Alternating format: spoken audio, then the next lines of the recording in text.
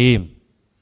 Pernyataan bersama tokoh dan ulama Jawa Timur tentang tuntutan pembebasan Ustadz Farid Ahmad Oqbah, Ustadz Ahmad Zain An-Najah, dan Ustadz Anung Al-Hamad, sekaligus penegasan bahwa sedekah, dakwah, jihad, dan khilafah adalah ajaran Islam. Setelah sibuk dengan narasi terorisasi sedekah melalui kotak amal pada penangkapan sejumlah terduga teroris di Lampung, kini Densus 88 kembali mengedepankan narasi terorisasi pada ajaran dakwah dan jihad. Sebagaimana dikabarkan media, Ustadz Farid Ahmad Oqbah ditangkap sebagai terduga teroris karena pernah ke Afghanistan dan mengajarkan fikih jihad, termasuk aktivitas beliau berdakwah dengan mendirikan partai dakwah untuk dijadikan tempat perlindungan bagi anggota jamaah Islamiyah. Berkenaan dengan hal itu, maka tokoh dan ulama Jawa Timur dari berbagai daerah dan dari berbagai latar elemen bersama Koalisi Persaudaraan dan Advokasi Umat, Koordinator Wilayah Jawa Timur menyatakan, pertama, menegaskan bahwa aktivitas dakwah yang dilakukan oleh Ustadz Farid Ahmad Oqbah, Ustadz Ahmad Zain An-Najah, dan Ustadz Anung Al-Hamad adalah aktivitas yang dilakukan dalam rangka menjalankan kewajiban yang disyariatkan dalam agama Islam.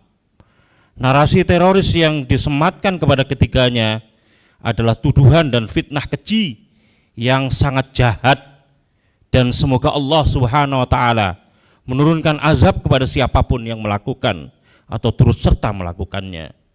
Kedua, menuntut pembebasan Ustadz Farid Ahmad Oqbah, Ustadz Ahmad Zain An-Najah, dan Ustadz Anung Al-Hamad, karena ketiganya bukan teroris.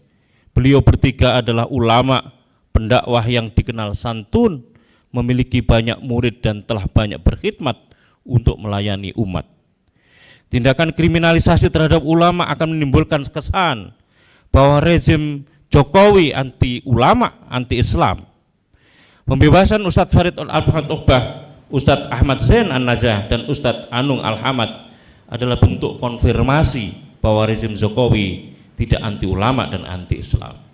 Ketiga, mengajukan protes keras atas tindakan Densus 88 dalam konteks kewenangan diskresi yang melakukannya framing negatif terhadap sejumlah ajaran Islam, baik terkait ajaran sedekah, dakwah, jihad, dan khilafah. Padahal ajaran amal dan bersedekah, dakwah, jihad, hingga khilafah adalah ajaran Islam yang telah secara pasti dalam Islam maklumu minaddin bid-darurah, sebagaimana juga tertuang di dalam fatwa Majelis Ulama Indonesia.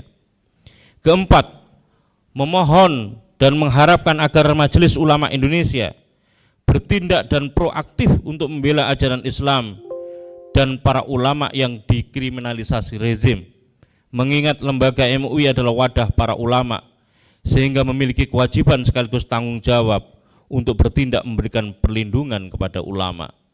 Kelima, mendoakan kepada seluruh keluarga Ustadz Farid Ahmad Oqbah, Ustadz Ahmad Zain An-Najah, dan Ustadz Anung Al-Hamad agar diberi kesabaran, ketabahan, dan keikhlasan, selalu berbaik sangka terhadap qada yang ditetapkan oleh Allah Subhanahu wa Ta'ala, dan terus memohon agar Allah Subhanahu wa Ta'ala menurunkan pertolongan sehingga Ustadz Farid Ahmad Oqbah, Ustadz Ahmad Zain An-Najah, dan Ustadz Anung Al-Hamad dapat segera dibebaskan.